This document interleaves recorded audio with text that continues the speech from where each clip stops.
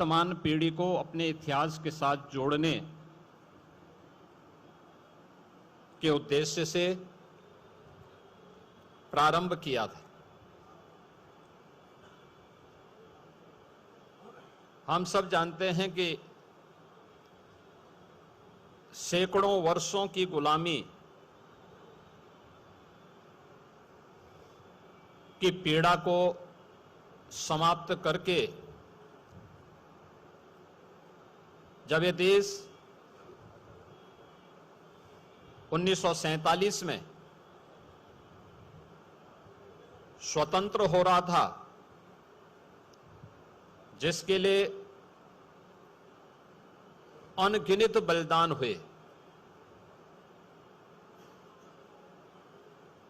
अनेक क्रांतिकारियों को फांसी के फंदे पर लटकाया गया,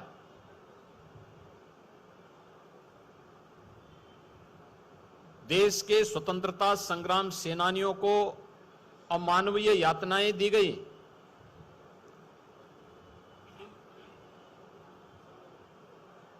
लेकिन जब देश इन सब त्याग और बलिदान के बाद 1947 में स्वतंत्र हो रहा था, उसके एक दिन पूर्व अपनी सत्ता लिप्सा और तुष्टीकरण की पराकाष्ठा को पूरा करते हुए कांग्रेस नेतृत्व ने देश का दुर्भाग्यपूर्ण विभाजन भी करवाया था। जो एक सनातन भारत था, पौराणिक भारत था, उस भारत को, उसी की दो भुजाओं को काट करके पाकिस्तान जैसे दानों के रूप में भारत को सदैव पीड़ित करने के लिए, डसने के लिए एक दुश्मन को उसके साथ उसी के हिस्से को काट करके बना दिया गया। यह आश्चर्यजनक है कि 15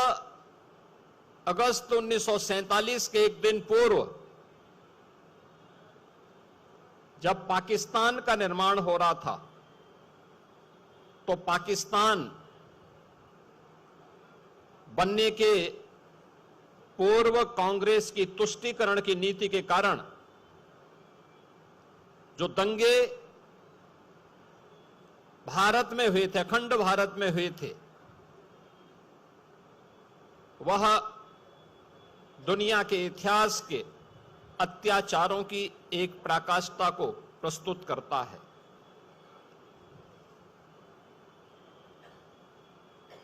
जो पश्चिमी पाकिस्तान था, उस पाकिस्तान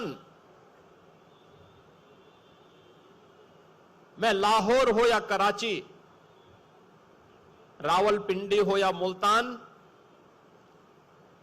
इन सभी क्षेत्रों को हिंदू विहीन बनाने के लिए, सिख विहीन बनाने के लिए, बौद्ध विहीन बनाने के लिए एक अभियान उस समय की कांग्रेस की तुष्टीकरण की नीति पर चलने वाली उनके नेतृत्व के कारण पैदा हुआ था। अनगिनत, यानी जिनकी संख्या कहते हैं कि 14 अगस्त 1947 और उससे पूर्व जो हिंसा हुई विभाजन के कारण करोड़ों लोग बेघर हो गए, लगभग 15 से 20 लाख लोगों का कत्लेआम हुआ, चाहे वह पूर्वी पाकिस्तान के नाम पर या पश्चिमी पाकिस्तान के नाम पर। और विभाजन की उस त्रासदी के कारण अपना घर बार छोड़ करके दर दर की ठोकरें खाने वाले आए हुए हिंदू, सिख, बौद्ध जैन,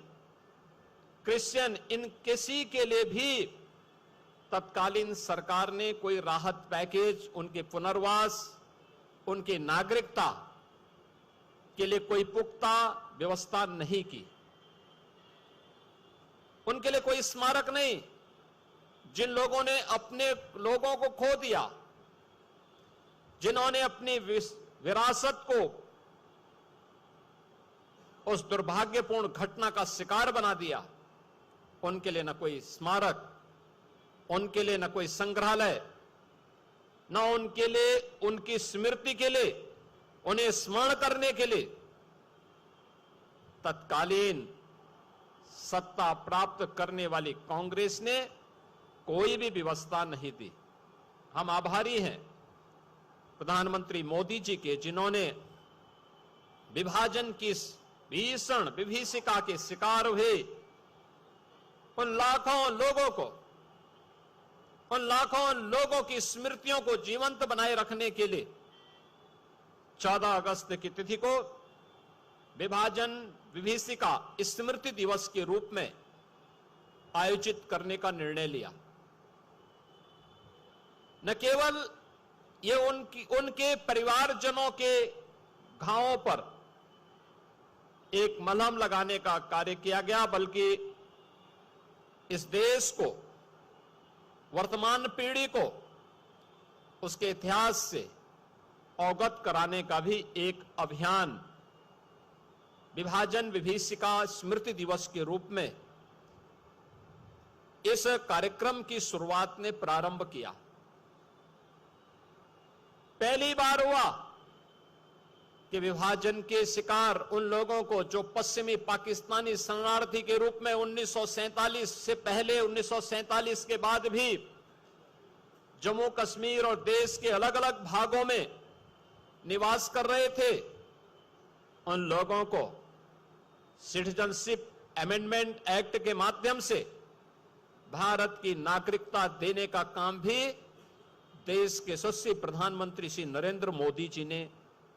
देश के अंदर प्रारंभ किया। उनको अस्थायी आवास की सुविधा दी। बेघर बार लोगों ने अपनी मेहनत, अपने पुरुषार्थ से भारत के विकास में अपना योगदान दिया। राष्ट्रवाद की एक नई अलग को जगाने के लिए अपने आप को समर्पित किया। लेकिन कांग्रेस उनके पुनर्वास के लिए, उनके स्मृतियों को बनाए रखने के लिए, उनके संग्रहालय के लिए कभी भी कांग्रेस ने कोई प्रयास नहीं किया। आज यहां पर इस प्रदर्शनी का शुभारंभ यहां पर उत्तर प्रदेश सरकार और भारतीय जनता पार्टी ने वर्तमान पीढ़ी को इन सब बातों से अवगत कराने के लिए आदरणीय प्रधानमंत्री जी की प्रेरणा से हर जनपद में इस प्रकार के विभाजन विभीषिका के 1947 के दर्द को वर्तमान पीढ़ी तक पहुंचाने का एक प्रयास है कि जिससे आने वाले समय में तुष्टीकरण की नीतियों का दुष्परिणाम इस देश को किस प्रकार की कीमत चुका करके करनी पड़ी थी, यह देश इन सभी चित्रों का अवलोकन करके डिजिटल आर्काइव के माध्यम से और इन यहां पर लगी हुई प्रदर्शनियों के माध्यम से, हर जनपद में लगी हुई प्रदर्शनियों के माध्यम से अवगत हो सके, अपने वर्तमान को सुरक्षित रखने, आने वाली पीढ़ी के भविष्य को उज्जवल बनाने की उस रणनीति का हिस्सा बन सके। इस दिशा से विभाजन विभीषिका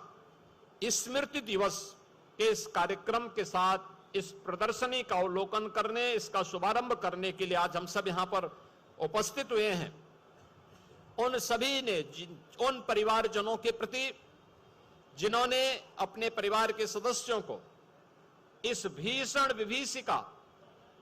में खोया था, उनकी स्मृतियों को मैं नमन करता हूं। उत्तर प्रदेश सरकार की ओर से उन्हें विनम्र श्रद्धांजलि भी अर्पित करता हूं। और आदरणीय प्रधानमंत्री जी ने सीए के माध्यम से उन परिवारों के पुनर्वास के लिए जो योजना बनाई है,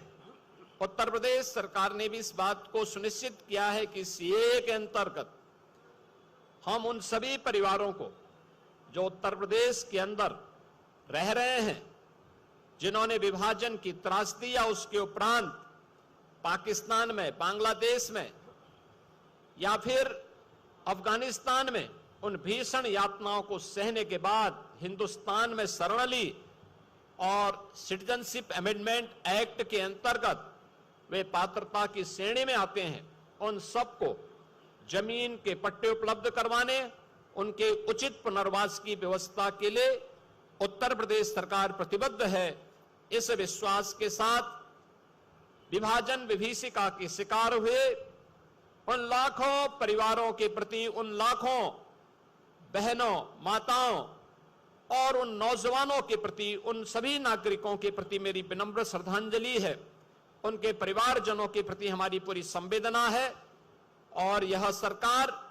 उनके हितों को संरक्षण देने के लिए, उनकी सुरक्षा देने के लिए पूरी प्रतिबद्धता के साथ कार्य करेगी। इस विश्वास के साथ मैं आप सभी को, पूरे प्रदेशवासियों को देश की स्वाधीनता दिवस की हृदय से बधाई देता हूं, शुभकामनाएं देता हूं। धन्यवाद।